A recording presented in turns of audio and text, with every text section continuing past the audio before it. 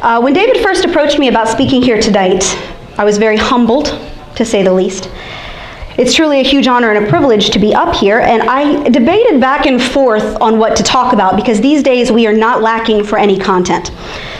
See, I could easily talk about the state of our current political landscape because apparently we've got Antifa beating the snot out of people in our city streets, and places like Portland think that's okay. I could talk about the media and its never-ending war against the right, although it's Thursday and I think we probably already have weekend plans, right? Now I could talk about how off the rails the left is gone. It's funny, it's October, so with Halloween coming up, my husband and I wanted to watch something scary the other night, so we turned on the Democratic debate. Did y'all watch that clown show? Seriously, did y'all watch it? I'm really sorry if you did. That's like 3 hours of my life I will never get back. Because get this, we are facing a crop of Democratic candidates whose actual publicly stated policies and platforms include some of the most radical left-wing positions we have ever seen in this country. Robert Francis Beto O'Rourke says that he'll strip churches of their tax-exempt status if they don't perform gay marriages, and he will send law enforcement into your home to take your guns. He said that. Bernie Sanders says he'll take your health insurance and replace it with government cheese. Cory Booker wants to establish an abortion department in the White House. Half the people on the stage have signed on in support of the Green New Deal, which is nothing but straight-up socialism. Just about everybody but Joe Biden says we should throw open the border and decriminalize all illegal immigration. And to be honest, I'm not really sure what Joe Biden stands for because I can't understand most of what he says. But this is what we are facing in 2020 and in every election beyond. It's not going away. See, we are at a tipping point in this country. While the left's platform might be a joke and we all laugh at it, the future of our nation under a radically progressive socialist government is far from one. And that's what we risk if we lose. So we can talk about the same old stuff in the same old way. We can talk about Hillary's emails. We can talk about Adam Schiff. We can laugh all night long about climate alarmists doing interpretive dance yoga in the intersections, or the left's proposals to stop the cows from farting. Or we can get real about what we stand to lose if we fail. We can start talking about us, hard topics, the issues within our own party that are sometimes harder to look at because they require some soul searching and reflection, and perhaps most terrifyingly, some change. When I first started attending Republican Central Committee meetings here, one theme kept coming up over and over and over again, that while Republicans have gained some significant ground here in St. Mary's County, and that is very commendable and due to a lot of hard work, independent voters and those who are not affiliated with any party is still a rapidly growing demographic. And the question keeps arising as to how we can better reach those who are less likely to turn out to vote at all, much less vote for us. The political homelessness is becoming increasingly common in my age group especially. This is a question that I get all the time, particularly when it comes to my age bracket. How can we possibly reach out to the younger generation? How do we draw millennial voters into the Republican Party? Is it even possible at this point? And you know what? That is a good question. See, Republicans have a millennial problem. Millennials, those born between 1981 and 1996, now make up nearly a third of all eligible voters in the United States. Generation Z, or those born after 1996, makes up another 10%. Most have no clear memory of the Reagan era, or the Gulf War, or the communist USSR. Instead, we remember the Iraq War and the recession. And poll after survey after study has shown time and time again that the Republican Party has a generational divide that is not reflected among Democrats. A recent Gen Forward poll from the University of Chicago revealed that more than 2/3 of young adults between the ages of 18 and 30 say that the Republican Party does not care about people like them. This includes vast majorities of young Asian Americans, Hispanics, and blacks. From the environment to healthcare to income, young Americans are increasingly more likely to note a disconnect between the Republican Party and the needs or concerns of the average person. As of 2017, 59% of registered millennial voters were either Democrats or leaned Democrat. Only 32% were Republicans or Republican leaners. That's according to the Pew Research Center, if you want to look it up. And while it is true that there have been many societal shifts that have contributed to this divide, the GOP has not exactly helped themselves. But there are a few common mistakes that our party tends to make when it comes to recruiting these new voters, and several ways that as a millennial, I believe our party could improve. Number one, Republicans tend to underestimate and downplay the divide. See, most Republicans will readily tell you that there is a divide between the older generation and the younger. That is not a secret, and it is not a surprise.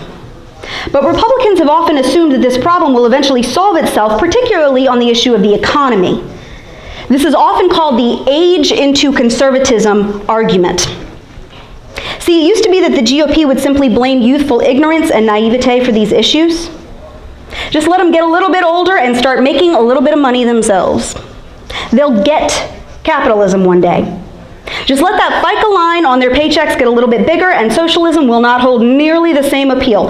That's just youthful idealism. They don't understand how the world works yet. They'll get it. I'm going to suggest that that is not true. In fact, I'm going to straight up tell you that it's not. Here's why. According to the U.S. Census Bureau, only 1 in 3 millennials under the age of 35 owned a home as of the end of 2018. Of those, 63% said that they find it nearly impossible to financially maintain. It took an average of 9 years to save up for a down payment for a home in 1975. Today, it takes 14. The average American millennial makes about $35,000 a year. Adjusted for inflation, that is an estimated 20% lower than the average salary for a baby boomer at that same age.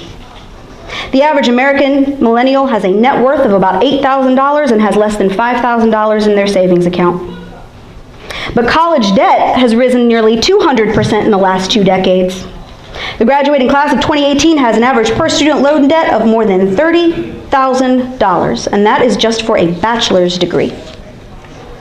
These are financial issues that are not going to disappear overnight. When factoring in the increasing cost of living, wages that are not keeping up with inflation, spending costs that weren't faced by previous generations, and on average, millennials are starting out their adulthood leagues behind their parents. So if the theory is that they're going to simply graduate from Granola University, get a little jingle in their pocket, and suddenly start siding with the Republican Party, that is not a bet that any of us should be willing to take. So what can we do? Second problem, Republicans tend to ignore the issues. So let's play a little game. Little class participation. What are the top issues of importance to you? Top issues of importance. What do you think is most important? Call it out. Jobs. Anybody else? What do you vote on? Economy? Okay. Anything else? When you go to the polls, what are the things that you think about? Supreme Court justices. Supreme Court justices, okay. Taxes? According to Gallup, the top issues that Republican voters listed as most important to them were the economy and immigration, followed by taxes, gun policy, and foreign affairs. Now, if you had to venture a guess, what would you say the top issues of importance to millennial voters are? What would they say? Environment. What else? Healthcare. According to an Economist YouGov poll, millennial voters ranked healthcare, income inequality, and the environment as their top issues. Now to the field of all the Democratic candidates, and I know there are a lot to remember. Who is the most single popular pick among millennial voters? Bernie Sanders, by a mile. So by the way, lest we assume that the generational divide is insurmountable and based entirely on age, consider that a 78-year-old heterosexual white male from Vermont who owns 3 houses and just had a coronary is the most popular Democratic candidate among 18 to 30-year-old voters. What are the 3 issues that he is always talking about? Healthcare, income inequality, and the environment. Now his solutions suck. His math does not add up even if you do it by Common Core. A $33 trillion price tag for Medicare for all. And another $90 trillion to start for the Green New Deal makes absolutely no sense and would never work in a million years, no matter how many billionaires you tax into the poorhouse. His answers to these problems are as ridiculous as his haircut, but at least he's talking about them.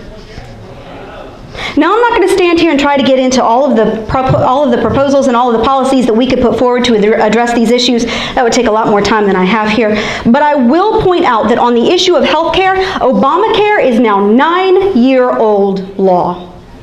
Republicans continue to use it as a punching bag, but we have not come up with any real alternatives to help people afford insurance. According to eHealth, the average health insurance cost for single coverage premiums in 2018 was $440 a month. For family coverage, it was $1,168 a month. That doesn't include deductibles, co-pays, costs not covered by insurance. To that millennial voter making $35,000 a year, living in a city, struggling under a mountain of student loan debt, that is pretty much impossible. On income inequality, we tend to treat that like a four-letter word. We have a tough time admitting that wages have essentially stagnated for decades. Republican politicians fail to address unnecessary regulations that drive up housing costs. Many of them continue to engage in crony capitalism that edges out the true free market, and believe it or not, there are actually companies that do take advantage of their workers and exploit them for cheap labor, particularly in areas where other employment opportunities are really hard to come by. Some of us have even seen that firsthand. And if we don't want Big Brother coming in and imposing a bunch of tired old regulations that do nothing but produce poverty and dependence, then it is on us to use the power of the free market and choice to hold these employers to a higher standard. But we can't do that if we don't first admit the problem. On the issue of the environment, the GOP tends to throw the entire baby out with the bathwater. Our tendency is to dismiss this issue because we conflate the concern with the left-wing solutions to it. See, we hear the word environment, and our knee-jerk reaction is to poo-poo the left's apocalyptic predictions that we're all going to be boiling to death in the next 10 years because of man-made global warming. We outright condemn the notion that the United States should be sending trillions of taxpayer dollars overseas to countries that have no interest in reducing their carbon emissions, and we should. And we rightly support rolling back harmful EPA regulations that penalize people for mowing their lawn next to a dry creek bed because it is considered a protected water source. But see, that's when our conversation stops. While we correctly assert that the United States should not be sending blank checks to the UN to deal with climate change, we resist talking about how we actually might invest in clean energy alternatives. We balk at discussing ways we can reduce our reliance on materials like styrofoam and plastic. We do not engage in meaningful dialogue about how the conservative principles of the free market and individual choice can help promote a cleaner planet, and we don't highlight examples of exactly how that's already happening every single day. Our marketing on this issue is terrible. In many fundamental ways, millennials are just like every other generation. They just want practical answers to the problems that affect their lives and that they see as most pressing. And we have the solutions to these problems. It's called conservatism. And it's rooted in unleashing the free market. But instead, we simply surrender these issues to the left and allow the Democrats to monopolize the conversation and drive the narrative. Now, this doesn't mean that we should ignore other pressing issues like immigration or taxes or spending or foreign policy. We can walk and chew bubblegum at the same time. But until Republicans start considering the concerns of younger voters and presenting conservative answers to these questions in clear and meaningful ways, millennials will continue to feel estranged by the GOP, ignored by those who are asking for their vote, and the divide will widen. This brings me to my third and final point. This is the one we really don't want to admit. We don't want to examine. We don't even really want to talk about. And that's that Republicans often promote conservative ideas, but we don't practice them. I know we don't always put a ton of stock in polls. After all, they have been known to be wrong from time to time. Hillary. But if there's one that but here's one that you need to be paying attention to. If you're not, you need to start right now. According to the Cato Institute's 2019 Welfare Work and Wealth Survey, when given the choice between socialism and capitalism, 50% of Americans under 30 years old say they support socialism. 50%. In other words, as many young Americans say that they support an economic system that has already killed more than 100 million people worldwide than the one that has pulled more people out of poverty than any other model on the planet. But believe it or not, it gets even more disturbing than that. More than half of all Americans under 30 say that most rich people in the United States got rich by taking advantage of others. About 4 in 10 say they feel angry when they hear or read about rich people, say they feel resentment rather than admiration towards them, and say they believe it is immoral for society to allow people to become billionaires. 35%, that is 1 in 3, say that they believe violent action against the wealthy is sometimes justified. Young Americans are also more likely to believe billionaires are a threat to democracy, to disagree that billionaires earn their wealth by creating value for others, and to disagree that the wealthy make society better off by investing in new businesses that create jobs and invent technology. This is a generation that increasingly sees wealth as a weapon to be wielded against the less fortunate, not a reward to be earned for sacrifice and hard work. Here's where I'm going to say something a little bit radical. Please don't boo me off the stage. To a young person who has $30,000 in debt, is worth about $8,000, and isn't within sniffing distance of buying their first home, you can almost see how democratic socialism, when packaged the right way, might sound appealing. The idea of finally getting out of crushing debt they took on because they were encouraged to take out thousands in student loans to go to college at 18 years old when most of them had not even gotten their first credit card. It's even more appealing for minorities in urban communities where poverty rates can easily reach into the 20th and 30th percentiles, where education and literacy rates are in the toilet, and where once a person gets stuck in this cycle of minimum wage jobs and mounting bills, it becomes nearly impossible for them to see a way out. Now see, the left loves to tack on the word democratic to the term socialism because it sounds a little bit more palatable. We know socialism to be something much more sinister. See, in order for everyone to get an equal slice of that pie, someone has to be in charge of the pie cutter. Someone's got to make sure that in order for you to get what you want, someone else can't get anything more than that. Enter the government. Ultimately, see, that's all socialism actually is. It's not people owning anything. It's the government owning everything. Your life, your wallet, what you can do, what you can make, what you can buy.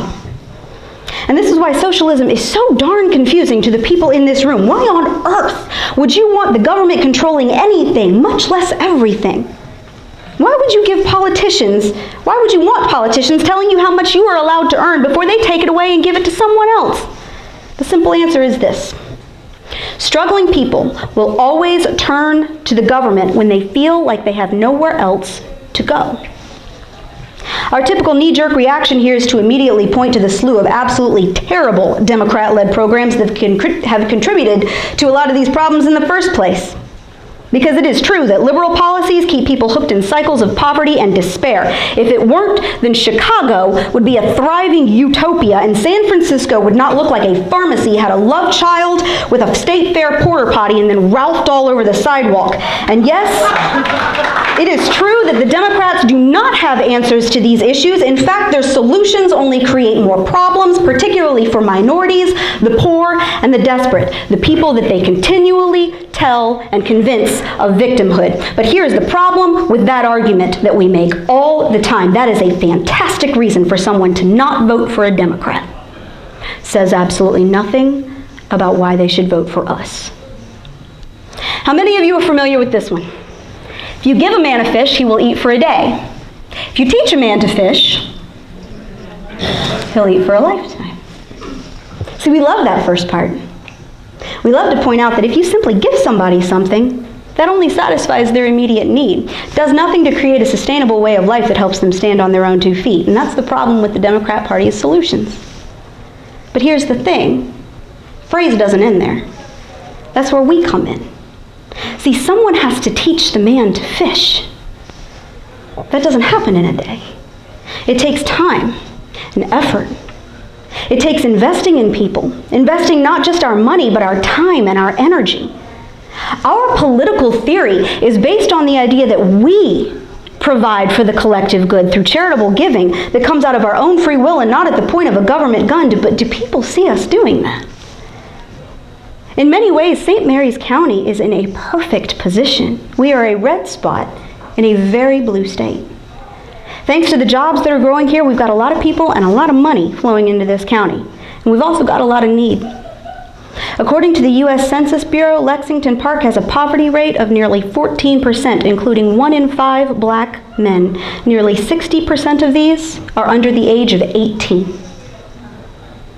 This county could be the poster child, not for what conservatism in theory should be, but what conservatism in action can do.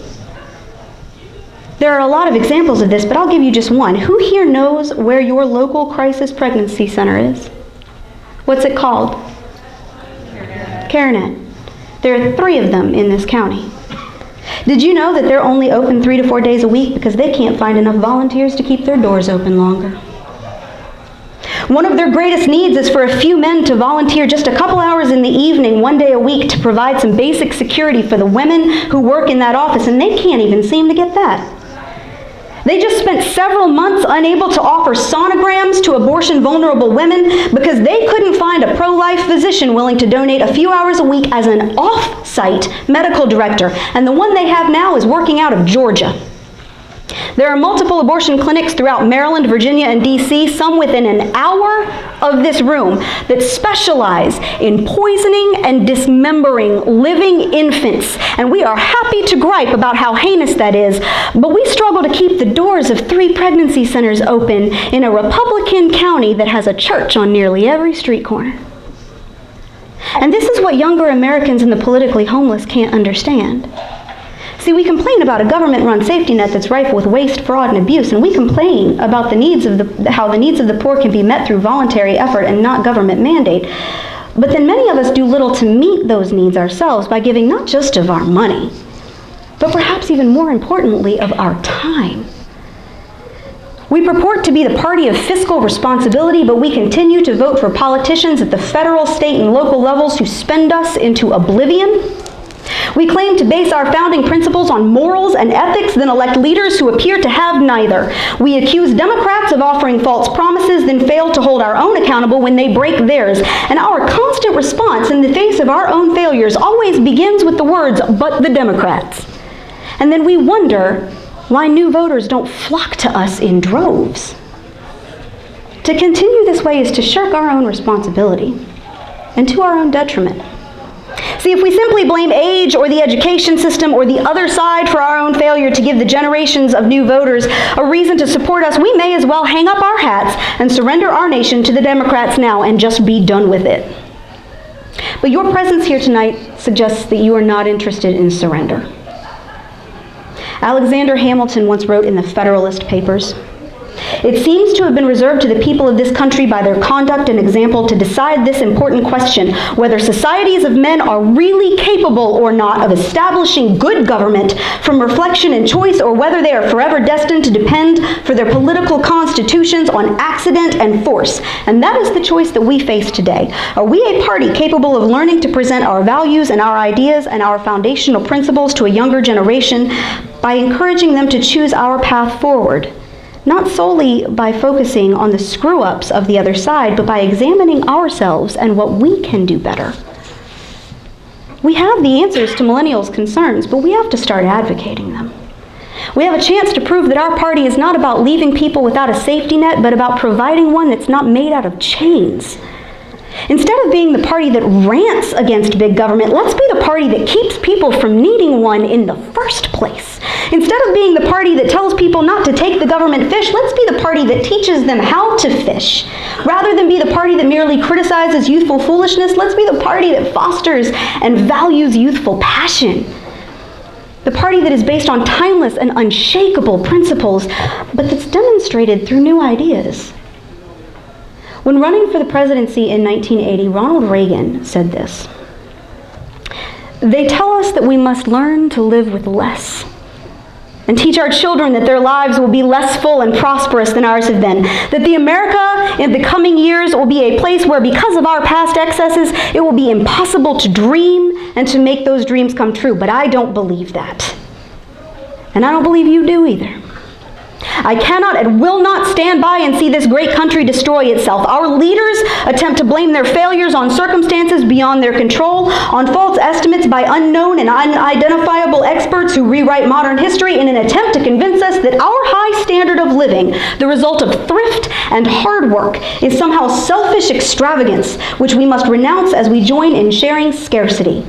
But I don't agree that our nation must resign itself to inevitable decline, yielding its proud position to other hands. I am totally unwilling to see this country fail in its obligation to itself and to the other free peoples of this world. And I agree with him.